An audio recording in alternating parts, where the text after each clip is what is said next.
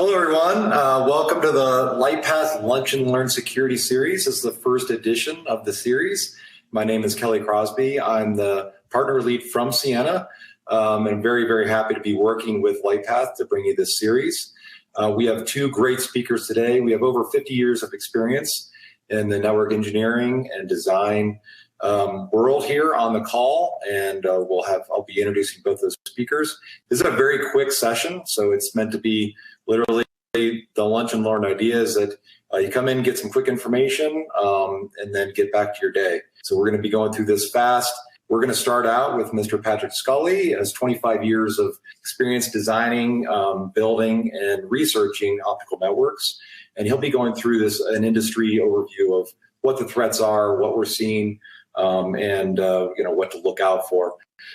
Then Ken Florence will be coming right after that from Lightpath, and he'll be talking about some of the solutions and what we can do to identify and to mitigate some of these threats. And that's from a service perspective. So we both have from a network, hardware perspective of what we're seeing and the overall overview, and then from the services perspective of what all we can do to mitigate some of these threats.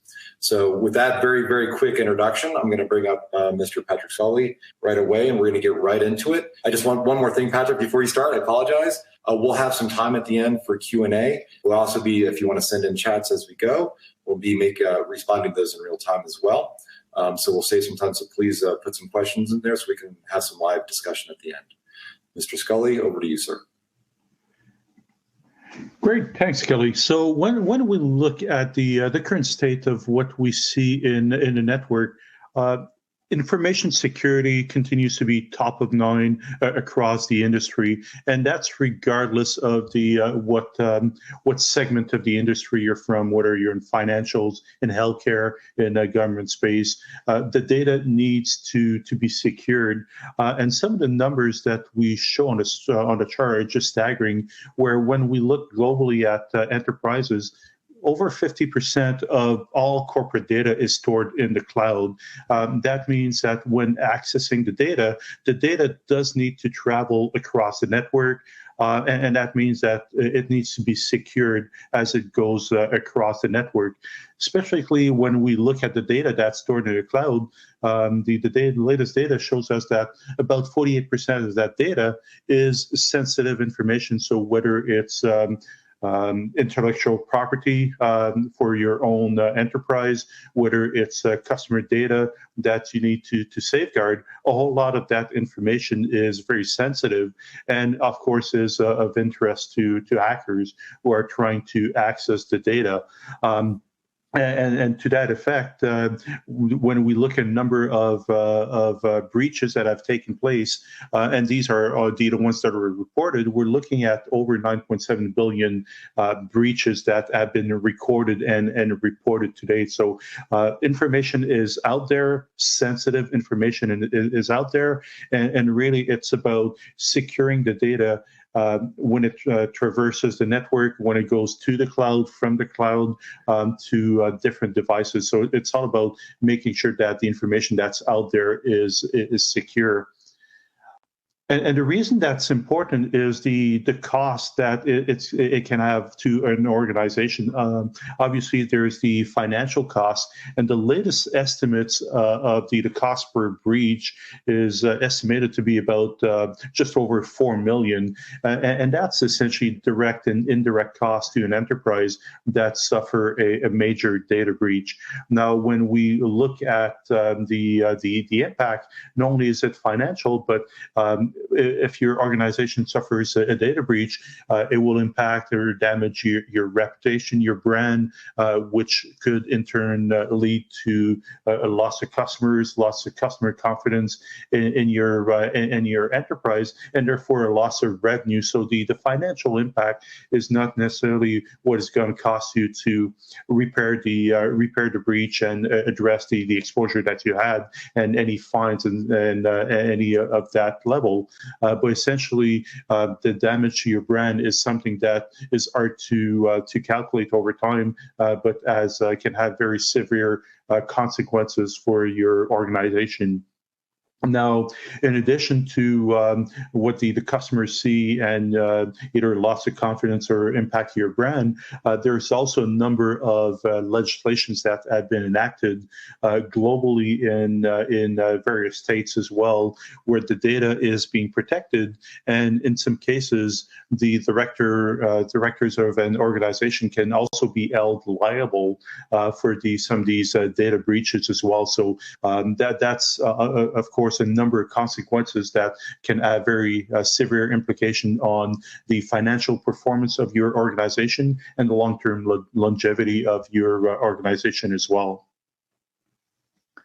Now, when we look at the various threats that can take place across the network, well, where are those attacks coming from? So obviously, we're always looking at external types of attacks that can take place on a network.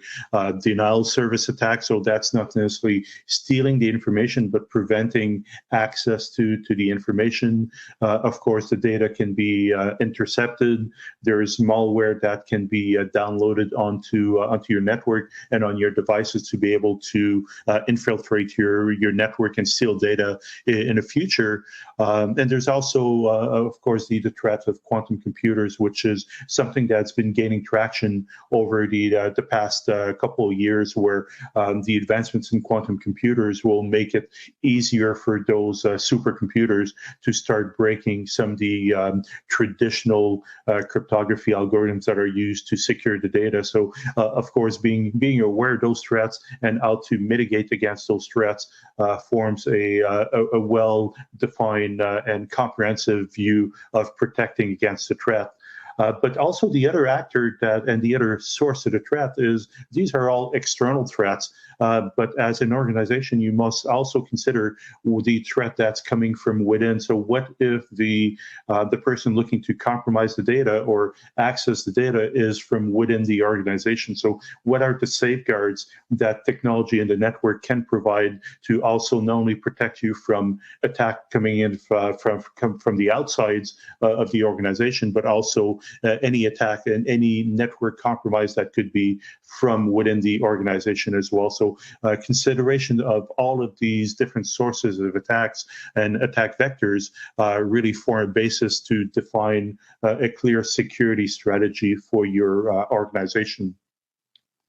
And with that, I'll turn it over to Ken.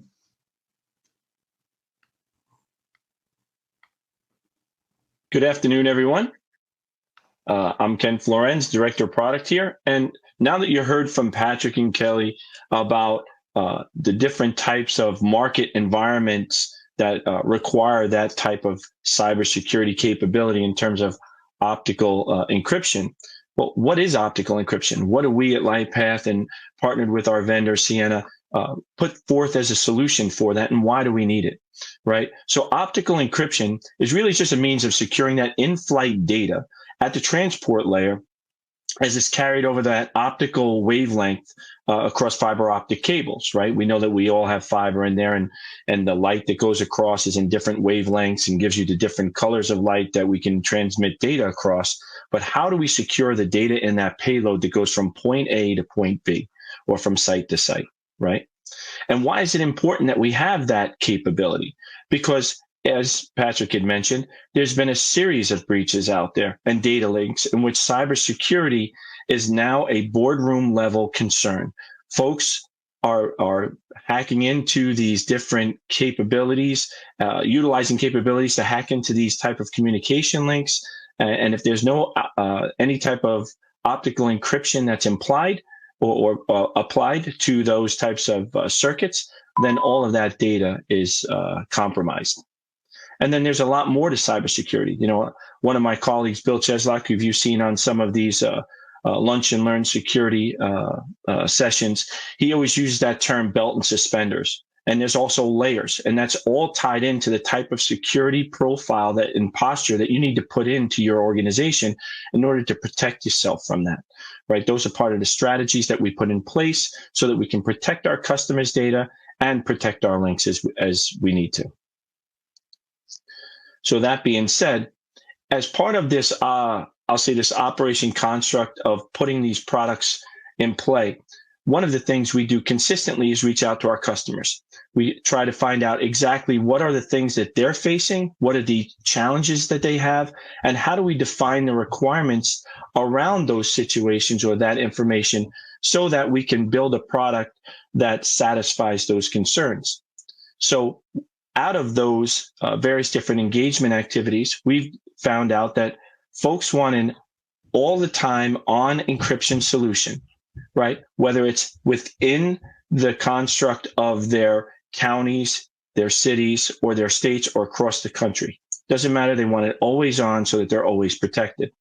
They want it to be ultra low latency, right? As pipes get bigger and faster, they don't want to have to be slowed down or that data transmission slowed down because the processing of that data encapsulation and encryption is taking too much processing for it to get in the time frame that they need it. So it has to be at wire speed. And as pipes are getting bigger, right, we have to be able to support those larger pipes with much more encryption, utilizing QPSK or 16 QAM and implementing a programmable modulation series. Okay, so how do we do that? We build out HTTPS connections between our end gear through simplified key management. So it's basically a web UI that you get to from inside your network to the network edge at which your WAN comes in.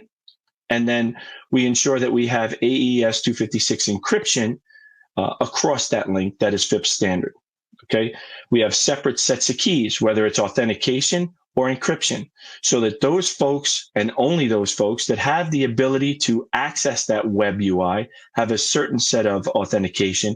And then the keys that are utilized to create that tunnel between those two end edge network devices can sync up and lock in, right? The key encryption, rotation interval is quick, right? It's in the seconds, so that every couple of seconds it keeps changing. And then obviously with the wavelengths that are sent across the fiber, right? And that's where your QPSK, right? Your phase shift keying, as well as your amplitude modulation, it changes on each side so that they stay in sync. All right. And then obviously we use elliptical curve cryptography algorithms on top of that as well. Sorry if I'm getting a little geek on you, but I won't go so deep. All right. So in order to help with this, I put this overarching high-level network diagram together. And what I wanted to show, and I'm doing it with my hands, which is probably making you laugh. My father's happy and his Italian is coming through. But basically, you have various different networks on each side in a point-to-point connection. And whether it's your LAN or your storage area network or a data center, and those services that are provided from those various different networks, as they hit that edge card, right, we build that tunnel all the way across that optical transmission. And as you can see, there's a security management tool that sits in that card on each side. And then it connects to the corresponding services to those networks that are on the other side in that point-to-point connection. What you do need is you need the encryption module and the security management tool on each one of those cards, which is what we provide in that OSN board. Okay. And then lastly, now that we've put all of these things together in the concentration of the network that you manage, own, and have data traversing, you want to make sure that the encryption standards that we put in place aren't just two folks in the bottom of the basement somewhere putting wires together with these two little, boxes that are putting codes across. You want to make sure that it's standardized with the government regulations that are out there, right? And with the certifications that are required from a standards perspective to ensure that when you go to various different governing boards, you could say that we meet these standards, whether it's FIPS or JITC or any of the others that we're talking about here. And then when you talk about implementing authentication services, in addition to the encryption services, you're allowing only a few individuals, as I mentioned before, to access through your TACACS or through your Radius or LDAP servers to even get to that web UI, right? The user interface, that web GUI, to create the encryption. So you have encryption to the box, and then you have the box's encryption at the edge to the other encryption box or card that we put in place. But at the end of the day, what are we talking about? We're talking about taking your organization and accelerating your compliance to meet the data protection legislation that may be out there or requirements, enhancing your organization's security posture and your network defenses to meet RFPs, to meet just basic standard government organization requirements, or any of that of the like. Okay. And then on top of it, anybody who's ever dealt with encryption in their past, it has never been an easy situation. I know when I worked in the financial industry, we had folks that were writing code to make it happen back in the early 90s to late 90s. And then in the 2000s, when I went to go work for a government contractor where we had to encrypt links over the air or through our terrestrial network, I can tell you, we would have to write configurations as opposed to code. We would write configurations on one side, then we would have to go to the other side and write the same configurations and then do a stare and compare and make sure we didn't even miss a character or that link would not come up. Should you have done that 2 or 3 times, you brick the device and you'd have to take those cards or those boxes and send them back to the manufacturer for them to reset the dip switches. With what we've put together here, now within the card, through that web user interface, we've made it very, very simple with the help of the Ciena folks and their cards. They have a My Crypto tool that basically you go in and set a few parameters, and then the keys are generated. You do the same thing on the other side, and then the tunnel comes up. Again, I will say that the tunnel comes up. I say that because as you deploy these cards, they're blocking traffic to start. So you're already starting to protect that nothing slides through without you opening up that pipe. But it's very simple. And I mention that because now the folks in your organization that are responsible or accountable for setting those keys are the only ones that have the ability to set those keys and know what they are.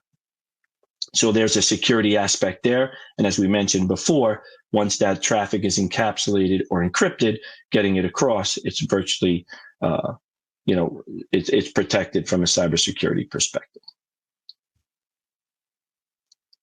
So what are we talking about at the end? Final thoughts and takeaways, right? Encryption is becoming a major concern in many of the organizations, whether it's primarily healthcare, municipalities, government, but it's actually a growing field. And what you'll see with all the breaches that are happening, even mid-market organizations are starting to employ various different encryption technologies for their site-to-site links. The requirements of this, we can't have folks spending hours and hours staring and comparing at configs and wasting time to understand how we can turn this link up. It has to be quick, it has to be solid, and it's going to have to be able to be modified whichever way you need to from some form of web GUI interface. And it has to support the latest and greatest technologies, large bandwidth without shutting people down to a crawl in their transference of data, right? We have to have that ability to transfer that data in a fully protected state at the size of the bandwidth and the speed that and the latency that is needed so that applications and folks can function the way that they do. So that's our presentation for the most part. Hopefully it was informative. What we can do now is we can start taking a look at questions that have come in and see if we can address any of them. I see Kelly and Patrick have joined us. So let's see if there's anything we can talk to here. Kelly, you want to jump in? Yeah, I'm getting some good questions here, and I got a couple before the call. Most importantly, I'm learning how to talk with my hands, so that was the way for today. So the first thing that came in before, and it's related to something you brought up, and so I'm going to tie it into a question that we got live. So Ken, you talked about belt and suspenders. There's all these different options. Basically, is they double up and even triple up your different approaches to mitigate these risks and these threats. And so Patrick, I'm going to turn it over to you because the question came in of specifically how does optical encryption relate to MACsec? And I think it's a larger question as well. As we look at the different layers, different solutions at different layers, how can you make it simple for us to to understand how those are all related. All right, thanks, Kelly. So so effectively, optical encryption operates, when we look at the OSI stack, it operates at layer 1, which is at the physical optical layer, as opposed to a MACsec, which operates at layer 2 at the Ethernet layer, or IPsec that operates at layer 3 at the IP layer. The benefit of operating at a lower layer, at layer 1, like optical encryption, is that the service is fully transparent to the data that transits through the network, and the data is fully secure as well. When you're encrypting at higher layer, whether it's IPsec or MACsec, there is some portion of the data that needs to remain in the clear, whether it's your source address, destination address, so that the data, either the packets or the IP datagrams, can be routed or switched across the network. So the data itself is encrypted, but some of the additional information, the metadata, remains in the clear, and that's something that, if you're a hacker, you can gain a lot of insight about how the network operates, the different devices in the network, just by looking at that unencrypted metadata that needs to be there for switching and routing purposes. So obviously that's an attack vector in and of itself. When encrypting at layer 1, essentially the entire signal that's coming in from the switch or the router is encapsulated into what we call an OTN frame, and then we bulk encrypt the entire OTN frame across the network so that the entire data stream is fully encrypted from end to end across the network. And we do that in a way that is completely transparent to the data itself. Whether we need to, from a router configuration or switch configuration perspective, there's absolutely no impact, because the optical layer encryption is completely bit for bit transparent. So even if someone was already doing MACsec or IPsec encryption in their switches or routers and were to encrypt it using the optical encryption solution, that would be a very secure way of encrypting the data. So twice the encryption, which we fully support, and that's fully supported because we don't modify the data in any way, shape, or form. It's fully transparent, and because we're doing this in a hardware-based implementation, we're talking about nanoseconds or single-digit microseconds incremental latency, compared to latency at higher layers that's often measured in milliseconds. You finished on something that it literally just came up as we're talking. I get this all the time, and so having both of you on the call, it's perfect way to address this. But it's the performance. You say belt and suspenders. You do these things. I want to do everything I can, and then to make sure we're secure. Obviously, Ken, you brought up great points, and Patrick, about the impact on all our business of any of these threats. But then if you over engineer, obviously there's impact on performance. And so that's what came up. Specifically, latency is the question. But Patrick, if you could address that, specifically latency relative to other security solutions. And then Ken, if you could talk about, from a services perspective, how you deal with that when you're talking about service. Perfect. So from a latency perspective, as I mentioned, when we're looking at the data rate that coming in, the incremental latency associated with the encryption compared to a non-encrypted network solution is measured either in nanoseconds or maybe 1 or 2 microseconds. So it minimizes the impact on the application performance. And because we are fully transparent, we operate at a full throughput, which is another difference when comparing that to higher layer encryption solutions, where, because you need all the overhead to manage the encryption and manage the key, when we're doing it at the optical layer, we do not impact the throughput whatsoever. So a 10 gig signal that's coming in will have the full 10 gig of bandwidth capacity across our encryption solution. Whereas if you do that at higher layers, I think that the generally accepted penalty at layer 3 with IPsec is a loss of about 15% of your overall throughput. So that's not negligible when you have a 10 gig link or 100 gig link losing 1.5 gig or 15 gig worth of data across that bandwidth is something that's quite significant. Beautiful. And then Ken, just as you look at it, obviously we're from the Ciena side, so we're looking at here very specifically the optical layer and that solution. Could you just, little color on what you're seeing from a services standpoint? Yeah, from a services perspective, right? I'm right there. So when we did our testing, I know I spoke with our engineering team today. It went very well in the testing that they did when they performed it, and they did not see any hit at all from a data transference perspective. And given all the network tools that we utilize to manage and monitor, we can say that the latency between point A and point B, there was nothing of any type of, I'll say, measurement that caused us any concern at all. And to be quite honest with you, it was at the same wire speed as if we had encryption, or we didn't see any kind of delay that we were able to see from our lab testing. Beautiful. Thank you, gentlemen.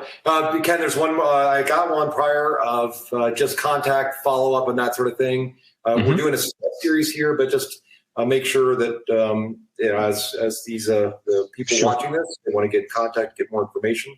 That's the way to do it. So we have account execs that have various different connectivity with the outside world, right? In the hospitals, governments, or anybody they want to. So you can reach out to any of your account execs, or if you feel more comfortable, because now you know me from video, you can always reach out to me as well, and I can direct you in the position that we have to. No worries. And I'll keep my hands tied up while we talk. Well, we're all calling you, Ken. Everyone's calling. No more video calls. Perfect. Okay, well, that actually brings us to time. I just want to thank everyone for joining. It's my honor to be part of these things and be part of your organization, Ken. So thank you for the opportunity. Patrick, thank you for the insights. I really appreciate you coming on. It was helpful for me. We'll wrap up right now. And I look forward to seeing everyone in the next edition of the security series. So the Lightpath Lunch and Learn series will continue on. And so I look forward to being part of the next one. Have a great afternoon, everyone. Enjoy your lunch. Thank you all. Have a great day. Thank you.